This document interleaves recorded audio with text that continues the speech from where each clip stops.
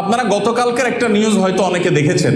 কলকাতার আরজি কর হসপিটালের একজন ডাক্তার, একজন নারীর চিকিৎসক, তার প্রতি পাশবিক নির্যাতন করা হয়েছে এবং তাকে হত্যা করা হয়েছে ভারতে।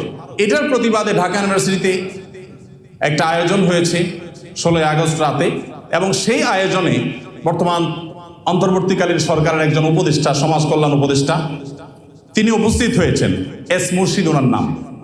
তিনি সেখানে উপস্থিত হয়ে তাদেরকে বলেছেন যে তোমরা কিছু দাবি দাওয়া পেশ করো, কিছু দাবি দাওয়া দাও তোমরা, যে দাবি দাওয়াগুলো বাস্তবায়নের জন্য আমরা ঝাঁপায়ে পড়ব। তিনি প্রকাশ করছেন যে আমরা ঝাঁপায়ে পড়ব তোমাদের সেই দাবি দাওয়া বাস্তবায়ন, তোমরা সেগুলো দাও। দাবি দাওয়া তো রেডি ততক্ষণে, তিনি দিতে বলছেন এবং বলছেন যে ঝাঁপায়ে পড়ব আমরা। এবং তিনি আরো কিছু কথা সেখানে বলেছেন, আমি সেগুলোতে আর যাচ্ছি না। তার পুরো কথার খোলাসা হলো যে পুরা তার কাছে যে সরকারি শক্তি আছে, তার পুরো ডিপার্টমেন্ট ঝাঁপায় পড়বে সেগুলো বাস্তবায়ন করবার জন্য। শুধু তাদেরকে উৎসাহ দিচ্ছেন, তিনি অনুপ্রাণিত করছেন যে তোমরা সেগুলো দাও। তারা দিয়েছে। তারা কি দিয়েছে? 13টা দফা বা দাবি দিয়েছে। এই 13টা দফা দাবির ভিতরে আমি যদি একটু পড়ে শোনাবার চেষ্টা করি, একটা দাবি ছিল 3 নম্বরের, সেটা হলো ধর্ম, গোত্র এবং বর্ণের ঊর্ধ্বে গিয়ে প্রতিটি লিঙ্গের মানুষের সম্পত্তিতে সমান অধিকার দিতে হবে। এটা আমাদের প্রচলিত আইন বিরুদ্ধ যেমন, তেমনি এদেশের সংখ্যাগরিষ্ঠ মানুষ মুসলমানদের কোরআনে কারিমের সুস্পষ্ট বিধানের হুবহু বিপরীত। এর আগে বিভিন্ন সরকার যেটা চেষ্টা করেছে, করতে পারে নাই। এখন বৈষম্য দূর করবার নাম দিয়ে কলকাতায় হয়েছে কি, আর তারা দাবি করছে কি? কলকাতায় হয়েছে একজন নারী চিকিৎসক পাশবিক নির্যাতনের শিকার হয়েছেন, তাকে খুন করা হয়েছে। পৃথিবীতে মুসলমানরা নারীদের অধিকার নিয়ে যখন কথা বলেছে, তখন আজকালকার নারীবাদীদের জন্ম হয়নি। মুহাম্মদ সাল্লাল্লাহু আলাইহি সাল্লাম যখন নারী অধিকার নিয়ে কথা বলেছেন, তখন এই নারীবাদীদের 14 গোষ্ঠীর কারোর জন্ম হয় নাই। যেখানে মেয়ে হিসেবে জন্মগ্রহণ করলে জীবন্ত পুঁতে ফেলা হতো, যেখানে মেয়ে হিসেবে জন্মগ্রহণ করা অপরাধ ছিল, সেই সমাজে নারীকে শুধুমাত্র মুক্তই করেননি নবী সাল্লাল্লাহু আলাইহি সাল্লাম, শুধুমাত্র মৃত্যুর হাত থেকে রক্ষাই করেননি, নারীকে আকাশের উচ্চতায় তুলে দিয়ে গেছেন। কোনো বাবা মা যদি 2টি কন্যা সন্তানকে সঠিকভাবে যথাযথভাবে লালন পালন করে, তার জন্য জান্নাতের গ্যারান্টি দিয়েছেন। তার বিপরীতে 1 ডজন ছেলে সন্তান পালন করলেও এই সুসংবাদের কথা নবী সাল্লাল্লাহু আলাইহি সাল্লাম বলেন নাই। সেই মুসলমানদেরকে যদি নারীদের অধিকারের সবক শোনাতে আসা হয়, তো সেটা দুর্ভাগ্যজনক বিষয় ছাড়া কিছুই না। ভাইরা আমার, এখানে আপনারা দেখতে পাচ্ছেন হয়েছে একজন নারী চিকিৎসকের প্রতি জুলুম নির্যাতন, সেটার প্রতিবাদ হবে, কিভাবে তার জুলুম থেকে রক্ষা করা যায় সেটা বলা হবে। দাবি হচ্ছে কি দেখেন, প্রায় সবগুলো দাবি সম্পূর্ণ অপ্রাসঙ্গিক। তার মানে একটা সুনির্দিষ্ট এজেন্ডা বাস্তবায়ন করবার জন্য ইচ্ছাকৃতভাবে অপ্রাসঙ্গিকভাবে এই সমস্ত দাবিগুলো তারা তুলে আনছে। এর ভিতরে একটা হলো, দেখেন যেটা বললাম, ধর্ম, গোত্র, বর্ণের ঊর্ধ্বে উঠে, মানে কোরআনের বিধানকে সাইডে রেখে বাদ দিয়ে সকল লিঙ্গের মানুষের সম অধিকার। এখানে একটা জিনিস দেখেন, সকল লিঙ্গের মিনিংটা কি? সকল লিঙ্গ মানে কি? নারী পুরুষ? জি না, মূলত সমকামিতার কথা সরাসরি না বলে এই যে সকল লিঙ্গ, তারপরে যে আপনার জেন্ডার ডাইভার্সিটি, জেন্ডার বৈচিত্র্য, লিঙ্গ বৈচিত্র্য, এগুলো সবগুলোর মিনিং হলো যে এখানে তারা সমকামিতাকেও একটা লিঙ্গ হিসাবে, সমকামীদেরকে একটা লিঙ্গ হিসাবে, ট্রান্সজেন্ডারদেরকে একটা লিঙ্গ হিসাবে এখানে প্রবেশ করাচ্ছে, সরাসরি বলছে না।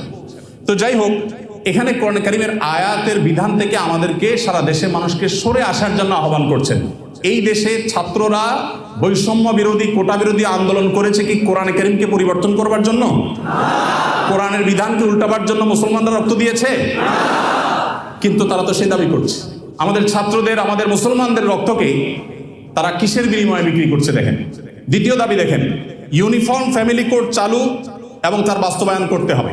এটার সহজ কথা হলো যে মুসলিম পারিবারিক আইন যেটা আছে এটা তুলে দিতে হবে, এবং তারা যে সমাজ চায় সেই সমাজ সজাগতা বাস্তবায়ন করতে হবে, যেটা এদেশের সংখ্যাগরিষ্ঠ মানুষের চিন্তা, দর্শন, মূল্যবোধের পরিপন্থী। 4 নম্বর, সন্তানের অভিভাবকত্বের আইন পরিবর্তন করতে হবে। নারীকে সন্তানের অভিভাবকত্ব দিতে হবে। কোরআন পুরুষকে, বাবাকে অভিভাবকত্বের দায়িত্ব দিয়েছে, এবং সেটা আমাদের সমাজে প্রতিষ্ঠিত। এটা আমাদের সমাজের সংস্কৃতি, এটা এদেশের মানুষের আবহমান কাল থেকে আসা সংস্কৃতি। এটাকে পরিবর্তন করে ফেলতে হবে। দেখুন, এগুলো এতটা অপ্রাসঙ্গিক এই সমাজে যে এগুলো নিয়ে এদেশের মানুষের কোনো কনসার্ন নাই, কিন্তু তাদের কনসার্ন আছে। এরপরে দেখেন 7 নম্বর হলো, নারী, আদিবাসী, প্রতিবন্ধী এবং ভিন্ন লৈঙ্গিক পরিচয়ের মানুষকে, দেখেন নারী আসছে, আদিবাসী আসছে, প্রতিবন্ধী আসছে, এরপরে আবার নারীর পরে আবার ভিন্ন লৈঙ্গিক পরিচয়ের মানুষ বলতে কি বোঝানো হয়? পুরুষ এবং মহিলা ছাড়া ভিন্ন লিঙ্গ এর পরিচয় দেয় যারা, তারা কারা? ট্রান্সজেন্ডার। আরো সহজ করে বলতে গেলে সমকামী। কারণ একজন পুরুষ যখন নিজেকে নারী ঘোষণা করে তখন তিনি আরেকটা পুরুষের সাথে বিয়ে বসে, কারণ তিনি ঘোষণা করছেন নিজেকে নারী, এখন একটা পুরুষের সাথে বিয়ে বসেন। যখন একটা ছেলেকে বিয়ে করেন তিনি, তখন আগে থেকেই তো তিনি পুরুষ, এখন একটা ছেলেকে বিয়ে করলেন, তাহলে সমান সমান কি দাঁড়ালো? সমকামী।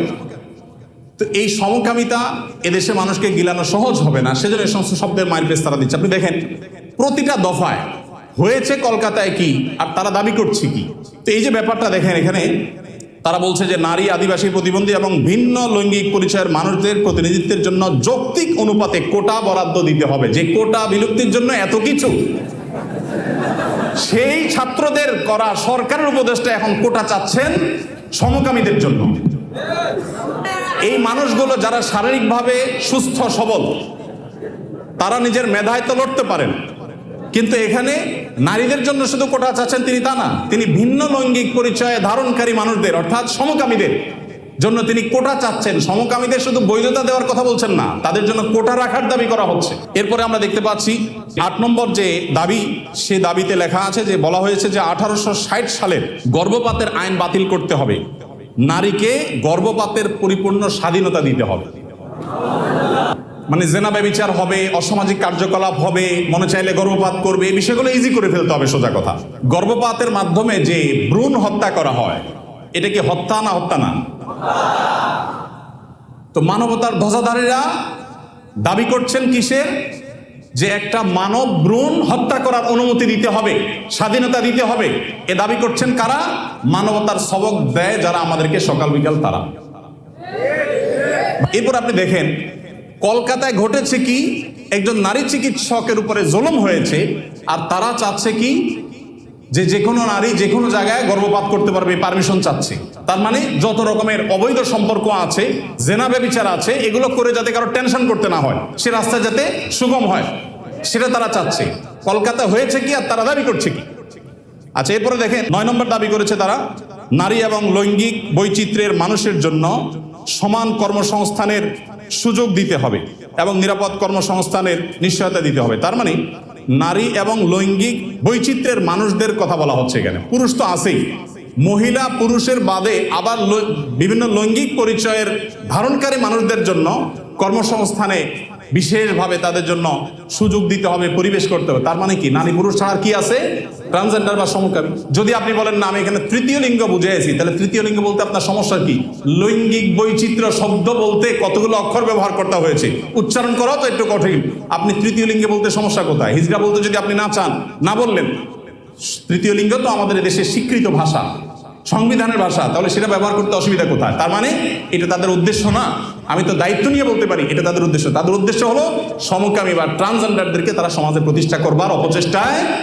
ভাইরা আমার, এখনো দেশের কিছুই ঠিক হয় নাই, কত জটিল অবস্থা। এখনো পুলিশ ভালো করে তাদের কাজে যোগদান করতে পারেনি, এখনো স্থবিরতা আছে, স্টাবল হচ্ছে না। সবাই সর্বাত্মক সহায়তা করছে, আমরা সবাই সহায়তা করছি। এই শুরুতে এসেই দেখেন তারা একটা পর একটা দফা দিচ্ছে, এবং সেখানে এদের দফার সাথে দফা দেওয়ার জন্য, দাবি দেওয়ার জন্য উপদেষ্টা মহোদয় তাদেরকে বলছেন এবং বলছেন ঝাঁপিয়ে পড়বেন তিনি এই দাবিগুলো বাস্তবায়ন করবার জন্য। এরপরে 10 নম্বর দাবি দেখেন, প্রতিটি ভিন্ন ভিন্ন লৈঙ্গিক পরিচয়ের মানুষের রাষ্ট্রীয় পরিচয়পত্রে তার লৈঙ্গিক পরিচয়ের স্বীকৃতি থাকতে হবে। তার মানে পুরুষ, মহিলা, ট্রান্সজেন্ডার বা সমকামী এটা থাকতে হবে। পুরুষ মহিলা তো আছেই, তাহলে প্রতিটি লৈঙ্গিক পরিচয় ধারণকারী মানে কি বোঝাচ্ছেন আপনি? আপনি বলেন যে পুরুষ, মহিলা, হিজড়া বা তৃতীয় লিঙ্গ, এটা তো হয়ে যায়, কিন্তু প্রত্যেকটা মানে কি? প্রত্যেকটা লিঙ্গ পরিচয় ধারণকারী মানুষের মিনিং হলো এটা। বিগত আমলে আমাদের স্কুলে, এমনকি আলিয়া মাদ্রাসার পাঠ্যপুস্তকে যে পাতায় পাতায়, লাইনে লাইনে, পৃষ্ঠায় পৃষ্ঠায় যে সমকামিতার কুশিক্ষা, এই অপসংস্কৃতি এবং বস্তা পচা সস্তা এই চিন্তাধারা এবং বিকৃত ব্যবস্থাপনাকে যারা এই সমাজে পুশ করার চেষ্টা করছে, আমাদের সমাজে এর বাইরে হাজারটা বিষয় আছে, সেগুলো নিয়ে তাদের কোনো মাথা ব্যথা নেই। আবার সেই একই জিনিসের পদধ্বনি আমরা এখনই শুনতে পাচ্ছি। 11 নম্বর দাবি ছিল তাদের, সব ধরনের লৈঙ্গিক বৈষম্যকারী আইন বাতিল করতে হবে। সব ধরনের লৈঙ্গিক বৈষম্যকারী আইন বাতিল করতে হবে। ওই যে মেয়েদের, ছেলেদের মিরাসের যে আইন আছে সেটা বাতিল করতে হবে। তারপরে যায় আপনার সমকামীদের বিরুদ্ধে আমাদের দেশে আইন রয়েছে, আপনারা জানেন, সমকামীদের 2 বছর কারাদণ্ডের কথা বলা আছে, সেগুলো বাতিল করতে হবে। এই যে দাবিগুলো আছে, আপনারা এবার মেলান যে কলকাতাতে একজন নারী চিকিৎসক তিনি জুলুমের শিকার হয়েছেন, তার সেই জুলুমের বিরুদ্ধে সর্বকণ্ঠে আমরা শতকণ্ঠে প্রতিবাদ জানাবো, কিন্তু এখানে প্রতিবাদ জানাতে গিয়ে দাবি যেগুলো তোলা হচ্ছে সবগুলো হলো সমকামী এবং ট্রান্সজেন্ডারদের জন্য দাবি। এই যে ষড়যন্ত্র, এটা আমাদের দেশে নতুন না। যারাই যখন আসে বিদেশিদের টাকা পয়সা ফান্ড পেয়ে তারা সেগুলোকে এই দেশে পুশ করার অপচেষ্টায় লিপ্ত থাকে। তারা জানে না এদেশের ওলামা একরাম তাদের শেষ রক্তবিন্দু থাকা পর্যন্ত এ সকল অনাচারের বিরুদ্ধে তারা কথা বলে যাবেন। এদেশের ওলামা একরাম, এদেশের দিনদার মানুষের কোনোদিন এটা বাস্তবায়ন হতে দিবে না। মালয়েশিয়ানরা যদি সমকামীদের যে সিম্বল, তাদের যে রংধনুর সিম্বল, সেই কালারগুলো, সেই 6 কালার, এগুলো যদি কেউ কোনো পোশাকে, আশাকে, ঘড়িতে, কোনো কিছুতে ধারণ করে, আমি যদি ভুল না বলে থাকি, না জেনে থাকি, তাহলে 3 বছর কারাদণ্ডের কথা বলা আছে। তো মালয়েশিয়ান গভর্নমেন্ট যদি এটার বিরুদ্ধে এত শক্ত অবস্থানে থাকার পরেও তারা উন্নতির চরম শিখরে পৌঁছে যায়, আমরা তাদের কাছে চাকর হওয়ার জন্য লালায়িত থাকি, তাহলে এরা আমাদেরকে কোথায় নিয়ে যেতে চায়? একজন উপদেষ্টা মহোদয় তিনি এদেশের সকল ধর্মের মানুষের কাছে ঘৃণিত একটা বিষয়কে সমাজে স্টাবলিশ করবার জন্য রীতিমতো প্রকাশ্যে এখন তারা নেমেছেন। এখন একজন আলেম হিসাবে, একজন দায়ী হিসাবে আমাদের বুদ্ধিবৃত্তিকভাবে এই সকল ষড়যন্ত্র মোকাবেলা করতে হবে।